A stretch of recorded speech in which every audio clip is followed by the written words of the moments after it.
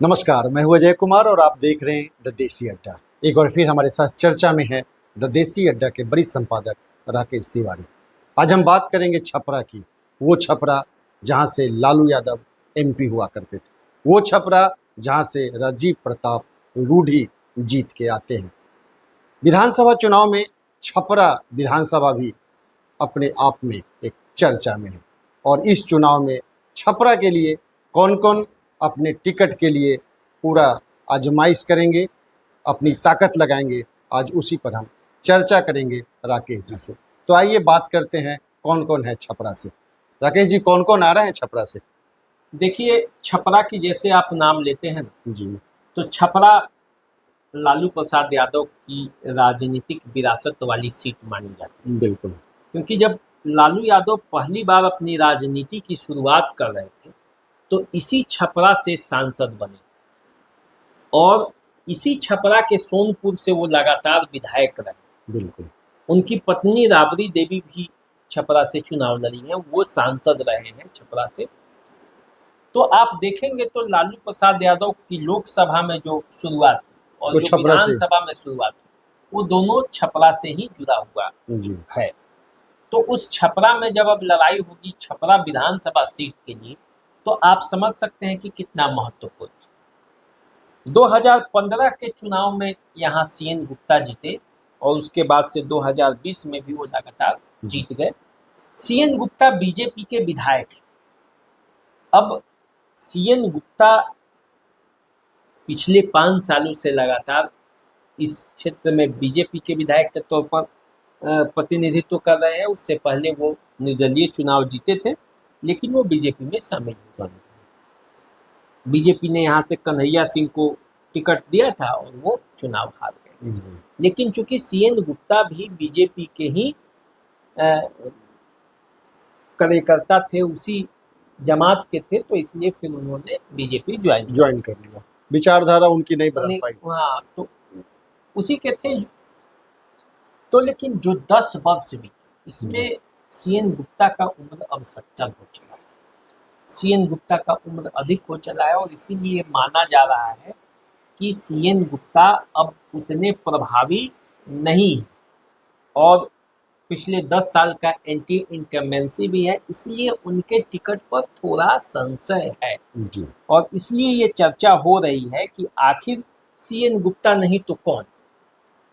वैसे तो सीएन गुप्ता है एक बीजेपी के वहां दावेदार, लेकिन सीएन गुप्ता नहीं तो कौन के रेस में जो है बीजेपी के तरफ से शैलेंद्र सेंगर चुनावी मैदान में वो उतरने के लिए तैयारी है।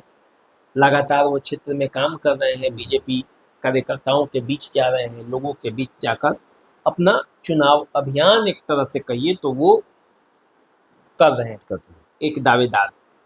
दूसरी दावेदार जो है वो राखी गुप्ता है, छपरा की पूर्व मेयर है। व्यक्तिगत जो है वो जानकारी छिपाने के आरोप में इन्हें छपरा के मेयर पद से हटा दिया गया। ये मेयर थी छपरा की, तो ये भी बीजेपी को उम्मीदवार, इनकी कुर्सी चली गई थी, बीजेपी की उम्मीदवार है। लेकिन इनके विपक्ष में जो बातें जाती है, राजीव प्रताप रूढ़ी जो सांसद है उनसे इनका व्यक्तिगत संबंध उतना अच्छा नहीं बताया जाता है। बताया जाता है कि लोकसभा चुनाव के दौरान ये उन राजीव प्रताप रूढ़ी के उम्मीदों पर खरी नहीं उतरी थी, तो इसलिए इनका एक ये निगेटिव पक्ष है। वो बीजेपी से प्रयास कर रही है, नहीं टिकट मिलेगा तो आरजेडी से या निर्दलीय भी चुनावी मैदान में उतर सकती हैं। क्योंकि अब देखिए क्या होता है, तैयारी तो उनकी है। अब देखिए सीए अमित कुमार गुप्ता, ये वैश्य समुदाय से आते हैं और ये आरजेडी से वहां दावेदार है। सुनील कुमार राय आरजेडी से दावेदार हैं, निर्दलीय चुनाव लड़ चुके हैं। 2020 में 5000 वोट आया था, इस बार वो दावेदारी कर रहे हैं। इसके अलावा विजय शाह मुखिया हैं, वैश्य समुदाय से आते हैं, ये भी दावेदार हैं। तो छपरा में कई दावेदार हैं, लेकिन छपरा का जब आप राजनीतिक इतिहास देखेंगे तो जब 2010 में नया परिसीमन आया तो छपरा का राजनीति ही बदल गया। उससे पहले उदित राय जीतते थे, यादव बहुल ये इलाका होता था और उदित राय लगातार कई बार यहाँ से जीते, कोई जीतता नहीं था जब वो चुनाव लड़ते थे। 1990 का जो दौर आया उसमें लगातार कई बार उदित राय जीते, लेकिन अब जो है वो पूरा परिस्थिति बदल बदल गया। रोहिणी आचार्य दावेदार है कि नहीं? रोहिणी आचार्य छपरा से नहीं, वो सोनपुर से सोनपुर उनके से। बारे में चर्चा हो रही है। छपरा से तो उन्होंने सांसद का चुनाव लड़ा था। जी। अब देखिए, छपरा जो सीट है उसमें राजपूत आबादी 16% है, यादव आबादी भी 14% है, जो है मुस्लिम आबादी भी 12% है, वैश्य 8% है, दलित 12% है, ब्राह्मण भूमिहार मिलकर कुल 7% के आसपास इनकी आबादी है। अब ऐसे आबादी में समीकरण क्या बनेगा ये पार्टी सोच रही है। तो यहाँ से पिछले चुनाव में सीएन गुप्ता जब बीजेपी के प्रत्याशी के तौर पर चुनावी मैदान में उतरे थे तो आरजेडी ने यहाँ से रणधीर कुमार सिंह को उतारा था। रणधीर कुमार सिंह पूर्व सांसद प्रभुनाथ सिंह के बेटे हैं जी। और अब वो आरजेडी छोड़कर जनता दल यूनाइटेड में चले गए। तो पूरा आरजेडी के लिए बाजार साफ है। मतलब आरजेडी में पूरी तरह से नए प्रत्याशी की संभावना है, जबकि बीजेपी अपने पुराने प्रत्याशी पर भी दाव लगा सकती है और नए को भी अवसर दे सकती है। तो देखना ये है कि छपरा की राजनीति जो राजीव प्रताप रूडी और लालू प्रसाद यादव जैसे दिग्गजों के बीच भी घूमती है जी, उसमें इस बार क्या होने वाला है।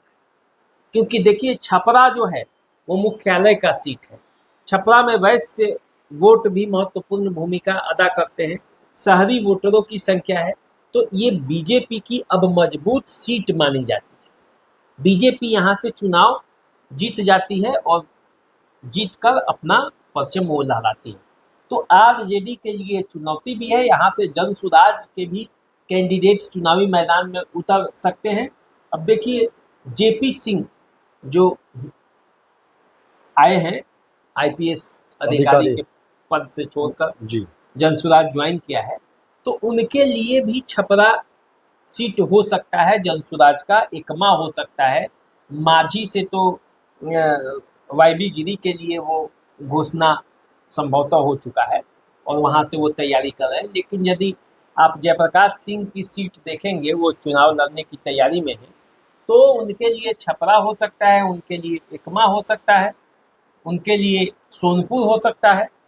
तो देखिए कौन कौन से प्रयास हैं और किस तरह के समीकरण छपरा को लेकर बनता है। लेकिन कुल मिलाकर देखा जाए तो लड़ाई ज़बरदस्त होगी छपरा में इस बार, और इतिहास भी इस बात को कहता है कि छपरा में छप्पर फाड़ लड़ाई होती है। लेकिन सर क्या है कि जब लोकसभा की चुनाव होती है और विधानसभा का चुनाव होता है तो दोनों का समीकरण बिल्कुल अलग होता है।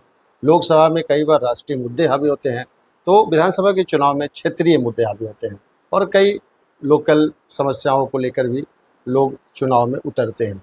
तो इस बार आपको क्या लगता है कि पुनरावृत्ति होगी या कुछ और कहानी छपरा में लिखी जाएगी? देखिए, लोकसभा और विधानसभा का मुद्दे तो अलग जरूर होते हैं और लोकसभा में लगातार यहाँ से बीजेपी जीतती रही है जी, लेकिन विधानसभा में 10 सीटें हैं पूरे सारण जिले में और 10 में से 7 सीटों पर महागठबंधन का कब्जा था। अभी है, मतलब कब्जा था क्या, अभी है, अभी चुनाव होगा उसके बाद पता चलेगा। लेकिन जो 3 सीटें थी, अमनौर, तरैया और छपरा, ये 3 सीटें बीजेपी ने जीती। तो बीजेपी की छपरा पे मजबूत पकड़ है और अभी भी है, ये आगे भी रह सकता है क्योंकि ये शहरी इलाका है, बीजेपी का मजबूत इलाका रहा है। वैश्य मतदाता इसमें महत्वपूर्ण भूमिका अदा करते हैं। टिकट वितरण में यदि बीजेपी ने समझदारी दिखाई तो उसकी स्थिति मजबूत रह सकती है। वैसे आरजेडी का ये पूरा प्रयास रहेगा कि किसी भी कीमत पर छपरा छीन लिया जाए, क्योंकि छपरा बहुत कम वोटों के अंतर से पिछला चुनाव आरजेडी हारी थी।